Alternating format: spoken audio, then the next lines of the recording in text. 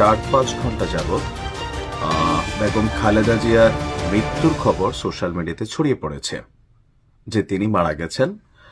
আর আসসালামু আলাইকুম ভিউয়ার্স, দেশ ও দেশের বাহির থেকে যারা আমার ভিডিওটি প্লে করেছেন জানাচ্ছি আন্তরিক শুভেচ্ছা ও অভিনন্দন। আশা করি সবাই ভালো আছেন, সুস্থ আছেন, আলহামদুলিল্লাহ। তো ভিউয়ার্স, রাজধানী এভারকেয়ার হাসপাতালে বেগম খালেদা জিয়া চিকিৎসারত অবস্থায় ছিলেন। গত রাতে তার চিকিৎসার এতটাই অবনতি যে হাসপাতালের গেটের সামনে পুলিশ ব্যারিকেড দিতে বাধ্য হয়েছেন। এদিকে বিএনপির ঊর্ধ্বতন কর্মকর্তাদের পক্ষ থেকে জানানো হয়েছে যে জরুরিভাবে বাংলাদেশে অবতরণ করতে যাচ্ছেন তারেক রহমান।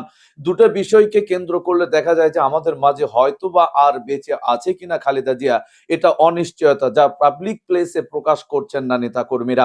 আসলে কি খালেদা জিয়া জীবিত আছেন, বা দ্রুত জরুরিভাবে কেনই বা তারেক রহমান আসছেন, কেনই ব্যারিকেড দেওয়া হচ্ছে এভারকেয়ার হাসপাতালের সামনে, বিস্তারিত আপডেট জানবো আমরা রিপোর্টে। সো ভিডিওতে যাওয়ার আগে ছোট রিকোয়েস্ট করবো, যারা চ্যানেলটি সাবস্ক্রাইব করেননি সকল আপডেট সবার আগে জানতে অবশ্যই চ্যানেলটি সাবস্ক্রাইব করে পাশে রাখবেন। দর্শক আসুন স্ক্রিনে। সালামু আলাইকুম। একটু খারাপ সংবাদ আছে।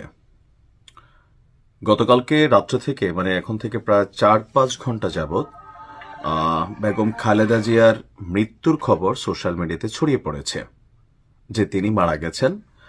আর এই ঘটনাটার পিছনে বেশ কিছু যুক্তি দাবি করা হচ্ছে। আর যতটুকু তথ্য আছে, খুব ইমার্জেন্সি জনাব তারেক রহমান বাংলাদেশে আসছেন। বাট ওনার মৃত্যুর খবর এখন পর্যন্ত কোনো অথরাইজড গণমাধ্যম অথবা খালেদা জিয়ার পরিবার অথবা বিএনপি পরিবার থেকে নিশ্চিত করা হয়নি। এখন মৃত্যুর খবরটা নিয়ে যতটুকু ধোঁয়াশা এবং কুয়াশা আছে, আমি যদি প্রথম আলোর একটা রিপোর্ট দেখি, প্রথম আলোর, আমি অন্যান্য গণমাধ্যমগুলোর দিকে গেলাম না বা গণমাধ্যমে ওইভাবে আসেও নাই। প্রথম আলোর রিপোর্টটি বলছে আহমেদ আজম খান গত রাতে ওনাকে দেখতে গিয়েছিলেন, তবে দেখার সুযোগ পাননি, কারণ বর্তমানে খালেদা জিয়া ভেন্টিলেশন সাপোর্টে আছেন। সিসিইউ থেকে ওনাকে আইসিইউতে, এরপর ভেন্টিলেশন বা লাইফ সাপোর্ট যাই বলেন, তিনি এখন ওই অবস্থায় আছেন। অর্থাৎ ওনার অবস্থা খুবই ক্রিটিক্যাল কন্ডিশনে আছে, আর তিনি আমাদের মাঝে ফিরে আসার জন্য ফাইট করছেন। বলার মতন কোনো কন্ডিশনে তিনি এখনো আসেননি। তো গত বুধবার থেকে প্রায় সারাহীন অবস্থায় তিনি আছেন। সামান্য সংকট কাটার কথা বললেও এই মুহূর্তে যতটুকু তথ্যপাত্য জানা যাচ্ছে যে তিনার শারীরিক অবস্থা আসলেই খারাপ। কথা বলতে পারেন না, আমাদের সোজা ভাষায় যেটা বলা হয় জব বন্ধ হয়ে যাওয়া থাকে না, আমাদের লোকাল এরিয়াতে বলে যে জব বন্ধ হয়ে গেছে। হয়তোবা তারেক রহমানের জন্য অপেক্ষা। তো তারেক রহমানের জরুরি ভিত্তিতে দেশে আসার খবর আমরা পেয়েছি সালাউদ্দিনের মাধ্যমে, বিএনপির যিনি কেন্দ্রীয় কমিটির নেতা আছেন। তিনি বলেছেন যে খুব শীঘ্রই ইমার্জেন্সি জনাব তারেক রহমান দেশে আসছেন। এখন সেই দেশে আসা পর্যন্ত কি বেগম খালেদা জিয়ার দেহ লাইফ সাপোর্টে থাকবে? কারণ লাইফ সাপোর্টে এক ধরনের অর্থ হচ্ছে যে শরীরের স্বাভাবিক যে প্রক্রিয়া, আমরা কথা বলি বা দেখি, চিনি, বুঝি, সেখান থেকে সরে গিয়ে মেশিনের মাধ্যমে শরীরটাকে এক ধরনের জীবিত রাখা হয়। আমাদের গ্রামের ভাষায় বলে যে আসলে দম নাই, তারপরেও মেকানিজমের মাধ্যমে, মেশিনের মাধ্যমে হয়তো শরীরটাকে সচল রাখা হয়, ফুসফুসকে সচল রাখা হয়। তবে আনুষ্ঠানিকভাবে ওনাকে এখনো ডাক্তার অথবা ওনার পরিবার অথবা বিএনপি পরিবার থেকে মারা গেছেন এমন কথা এখনো আসলে ঘোষণা করা হয়নি। আর গেল রাতে হঠাৎ করে বেগম খালেদা জিয়ার এভারকেয়ার হাসপাতালের সামনে ব্যাপক নিরাপত্তা, আপনি দেখছেন যে ট্রাক, তারপর হচ্ছে ব্যারিকেড, পুলিশের পক্ষ থেকে নানান ধরনের অ্যাক্টিভিটিস, এগুলো দেখেও জনমনে একটা প্রশ্ন তৈরি হয়েছে, সম্ভবত তিনি মারা গেছেন। এখন তিনি এই খবরটা চাউর হলে সেখানে মুহূর্তের মধ্যে লাখ লাখ না কোটি মানুষের একটা সমাগম ঘটবে। এই ভিড়টাকে পুলিশ সামলাইতে হলে সেখানে অতিরিক্ত নিরাপত্তা দরকার লাগবে। আবার কেউ কেউ বলছেন গতকালকে ওনাকে ভিআইপি হিসাবে যেই মূল্যায়ন করা হয়েছে বা প্রজ্ঞাপন জারি করা হয়েছে যে তিনি রাষ্ট্রের অতি অতি গুরুত্বপূর্ণ একজন ব্যক্তি, এবং খালেদা জিয়ার পরিবার সহ খালেদা জিয়াকে এসএসএফ এর নিরাপত্তা দেওয়ারও ঘোষণা করা হয়েছে। এখন ওইটাও হতে পারে, যখন কাউকে এসএসএফ এর নিরাপত্তা দেওয়া হয় সেই ক্ষেত্রে তার স্বাভাবিক যে নর্মাল প্রটোকল দলীয়গুলো থাকে না, একটা স্পেশাল নিরাপত্তা, যেমন শেখ হাসিনার পরিবার এসএসএফ নিরাপত্তা পাইতো। তো জনাব তারেক রহমান তিনি যদি দেশে আসেন তিনিও এসএসএফ এর প্রটোকল পাবেন। আর তারেকের দেশে আসার জন্য এখানে যতটুকু আমরা দেখছি যে ওনার জন্য বুলেট প্রুফ গাড়ি, ওনার নিজস্ব যে সিকিউরিটি, পাশাপাশি হচ্ছে এসএসএফ নিরাপত্তা, ওনার বাড়িতে বাসভবনে বা জিয়া পরিবারের সাথে এই মুহূর্তে যারা আছেন তাদেরকেও কিন্তু অতিরিক্ত নিরাপত্তা দেওয়া হবে। তবে সবশেষ আমরা যদি এক কথায় বলি, বেগম খালেদা জিয়া সম্ভবত আর বেশিক্ষণ বা বেশি দিন বাঁচবেন না যদি লাইফ সাপোর্ট থেকে বের করা হয়।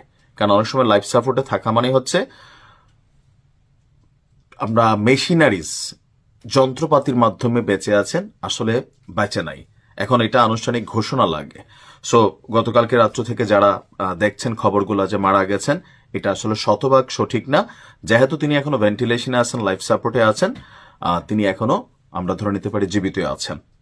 জনাব তারেক রহমান আসলে হয়তো বা পরবর্তী আপডেট আমরা পাবো, বা আজকের দিনেও হতে পারে যে এই খবরটা চলে আসতে পারে।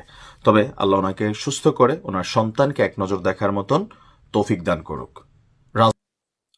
দর্শক, স্ক্রিনে আমরা সে সম্পর্কে বিস্তারিত জানলাম। এই বিষয়ে আপনাদের মতামত কমেন্টে জানান। কেউ ভিডিওটি স্কিপ করবেন না। খালেদা জিয়ার বর্তমান অবস্থা পর্যবেক্ষণ করে চিকিৎসকরা কি বলছেন, তিনি কি আসলে তার উপরে কোনো ভরসা রাখা যায়, নাকি ছেড়ে দিতে হবে, আমাদের অন্তর থেকে মুছে ফেলে দিতে হবে খালেদা জিয়া নামক কোনো এক দেশপ্রেমিকের নাম?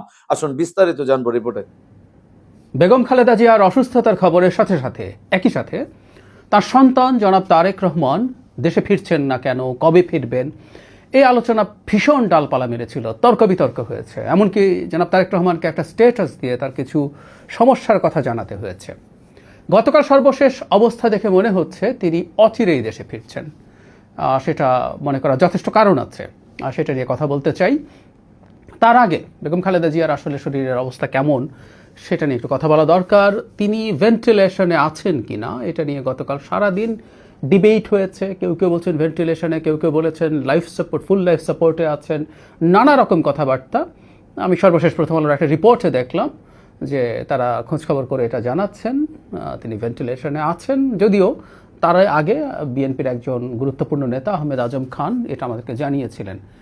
অফিসিয়ালি আসলে আমরা বিএনপির পক্ষ থেকে তেমন কোনো স্টেটমেন্ট এখনো পাইনি। কিন্তু আমরা এর পরবর্তীতে দেখলাম বিএনপির স্থায়ী কমিটির একটা বৈঠক হয়েছে, জরুরি বৈঠক। সেই বৈঠক শেষে জনাব সালাউদ্দিন আহমেদ, খুবই সিগনিফিক্যান্ট নেতা বিএনপির, তিনি জানিয়েছেন তারেক রহমান আর খুব বেশি দেরি করছেন না, তিনি খুব দ্রুতই দেশে ফিরছেন। তাতে আমরা বুঝতে পারি বেগম খালেদা জিয়ার আসলে অবস্থার অবনতি হয়েছে। আমি গতকাল একটা ছোট ভিডিওতে বলেছিলাম আমরা চাই, আমরা দোয়া করি তিনি আমাদের মাঝে ফিরে আসুন, তিনি আমাদের মাঝে আরও বেশ লম্বা সময় থাকুন। এখন যারা তারেক রহমান ফিরে আসা নিয়ে যে কতগুলো অঙ্ক মেলানোর চেষ্টা করছেন অনেকে, সেগুলো একটু বলে। একটা হচ্ছে আইন উপদেষ্টা গতকাল বলেছেন যে সরকারের দিক থেকে তো বাধা নেই, জনাব তারেক রহমানের নিরাপত্তাজনিত যদি কোনো সমস্যা থাকে সেটাও তারা দেখার চেষ্টা করবেন। এটা একটা গুরুত্বপূর্ণ বিষয়। সরকার দফায় দফায় বলেছে তারা কোনো ব্যারিয়ার তৈরি করছেন না। প্রধান উপদেষ্টা প্রেস সচিব, তারপরে আমাদের পররাষ্ট্র উপদেষ্টা, তিনি ট্রাভেল ডকুমেন্ট 24 ঘন্টার মধ্যে দিতে চেয়েছেন, সব রকমভাবে সাহায্য করবে। এরপর সরকার বাধা দিল না, কিন্তু সরকারের আসলে সাহায্য লাগবে। সমস্যা যদি নিরাপত্তাজনিত হয়, আমরা এটাকেই প্রধান সমস্যা বলে মনে করি। দেশের অভ্যন্তরে এবং বৈদেশিক অনেক শক্তি জনাব তারেক রহমানকে যদি হত্যা করতে পারেন, অনেক সুবিধা তাদের হবে, তাদের আছে। সেই কারণে তিনি যদি রাষ্ট্রীয় এক্সট্রা নিরাপত্তা পান, সেই সূত্রে জানা যায় যদি নির্বাচনের তফসিল ঘোষণা করা হয়ে যেত, তাহলে তিনি তার এই সিকিউরিটি থ্রেটের কথা জানালে এসএসএফের নিরাপত্তা তিনি পেতে পারতেন। মানে অন্যান্য যে বাহিনীগুলো আছে সেই তুলনায় স্পেশাল সিকিউরিটি ফোর্স বা এসএসএফের নিরাপত্তা নিশ্চিতভাবেই তার জন্য অনেক বেশি বেটার কাজ করতো, অনেক বেশি কাজ করতো। এসএসএফ আমরা সাধারণ অর্থে জানি, আমি এসএসএফের আইনটা দেখছিলাম, 21 সালে এটা নতুন করে হয়েছে, আবার আগে তো ছিলই। তো সেই আইনে রাষ্ট্রপতি এবং আমরা সোফার যেটা জানি আর কি, যে রাষ্ট্রপতি এবং প্রধানমন্ত্রী মূলত এই এসএসএফের নিরাপত্তা সুবিধা পাবেন বাই ডিফল্ট। এখন যেহেতু প্রধানমন্ত্রীর জায়গায় প্রধান উপদেষ্টা আছে, তিনি পাচ্ছেন। আর রাষ্ট্র বা সরকার চাইলে যে কোনো সময় যে কোনো ব্যক্তিকে, বিদেশি বা দেশি যে কোনো ব্যক্তিকে অতি গুরুত্বপূর্ণ ব্যক্তি হিসেবে ঘোষণা করে তাকে এসএসএফ নিরাপত্তা দিতে পারেন। আমাদের নিশ্চয়ই চোখে পড়েছে গতকালই সরকার একটা প্রজ্ঞাপন জারি করে বলেছে বেগম খালেদা জিয়া এখন থেকে অতি গুরুত্বপূর্ণ ব্যক্তি, তাকে সেটা ঘোষণা করা হয়েছে। সেই প্রজ্ঞাপনে তাকে এসএসএফের নিরাপত্তাও দেয়া হবে সেই ঘোষণার মাধ্যমে। কেউ কেউ বলার চেষ্টা করছেন এটার মাধ্যমে জনাব তারেক রহমানকে এসএসএফের নিরাপত্তা দিয়ে দেয়া যাবে তার সন্তান হিসেবে। আমার কাছে কথাটা সঠিক বলে মনে হয় না। আমরা এই যে আইনটা আমি পড়ছিলাম, বাহিনীর ক্ষমতা ও দায়িত্ব আর্টিকেল ধারা 8-এর 3-এ আছে একদম স্পষ্টভাবে বাহিনী রাষ্ট্রপতি, প্রধানমন্ত্রী বা ক্ষেত্রমত অন্তর্বর্তী সরকারের প্রধান উপদেষ্টা এবং অতি গুরুত্বপূর্ণ ব্যক্তির নিরাপত্তার বিঘ্ন ঘটাইতে পারে ব্লা ব্লা ব্লা। তার মানে যাকে ঘোষণা করা হবে, এবং আমি প্রজ্ঞাপনটা পড়ে দেখলাম খালেদা জিয়ার পরিবারের কথা উল্লেখ নেই, শুধুমাত্র বেগম খালেদা জিয়াকে এই অতি গুরুত্বপূর্ণ ব্যক্তি ঘোষণা করা হয়েছে এবং তাকে এসএসএফ সুবিধা দেওয়া হচ্ছে। একটা কথা আমরা মনে রাখবো, রাষ্ট্রপতি এবং প্রধানমন্ত্রীর বাইরে তার পরিবারের সব সদস্য এসএসএফ এর নিরাপত্তা বাই ডিফল্ট এভাবে পেয়ে যান না। সুতরাং বেগম খালেদা জিয়ার এই এসএসএফ জনাব তারেক রহমানকেও কাভার করবে, আমার কাছে এটা সঠিক বলে মনে হয় না। আমি ধারণা করি বেগম খালেদা জিয়ার ওখানে এসএসএফ থাকার কারণ হচ্ছে জনাব তারেক রহমান যখন তাকে দেখতে যাবেন সেই জায়গায় যেন তিনি সিকিওর থাকেন। নাহলে বেগম খালেদা জিয়া যেহেতু ওখানে আছেন এবং তিনি খুব পটেনশিয়াল মারাত্মক থ্রেটের মধ্যে আছেন, আমার কাছে সেটাও ঠিক মনে হয় না। তিনি অত্যন্ত অসুস্থ একজন মানুষ। বাংলাদেশে যারা মনে করেন বেগম খালেদা জিয়া আর অনেক বড় বাধা তৈরি করছে, সেটা আসলে তাদের ওই রকমভাবে তার উপর আক্রমণ হামলা হওয়ার সম্ভাবনা তুলনামূলকভাবে কম। এই কারণে জনাব তারেক রহমান, আমি যতদূর বুঝতে পারি, তাকে এসএসএফ নিরাপত্তার জন্য আলাদাভাবে অতি গুরুত্বপূর্ণ ব্যক্তি ঘোষণা করতে হবে। সরকার সেই কাজটা হয়তো করবে, আমি আবারও বলছি নিশ্চিত নই। এটা তফসিল হয়ে গেলে তখন তার জন্য এইটা পাওয়া সহজ হয়, বা তার আগেও এটা ইনফ্যাক্ট যে কোনো সময় করতে পারে, এটা তফসিলের সাথে সম্পর্ক নেই। আমি আইনটা পড়লাম, সরকার যে কোনো সময় ঘোষণাটা করতে পারে। সো আমি ধারণা করি যে এসএসএফ এর নিরাপত্তা যদি তিনি পাওয়ার পরে তার জন্য দেশে সিকিউরড অবস্থায় থাকা সম্ভব হবে। তিনি সম্ভবত এটার অপেক্ষাই করছিলেন।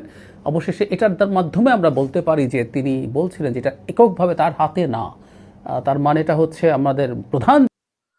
দর্শক, স্ক্রিনে আমরা সে সম্পর্কে বিস্তারিত জানলাম। সো ভিডিও এই পর্যন্ত। ভালো লাগলে লাইক এন্ড কমেন্ট করবেন। দেশের সকল আপডেট সবার আগে জানতে অবশ্যই চ্যানেলটি সাবস্ক্রাইব করে পাশে রাখবেন। দেখা হবে পরবর্তী ভিডিওতে ইনশাআল্লাহ। আসসালামু আলাইকুম ওয়া রাহমাতুল্লাহ।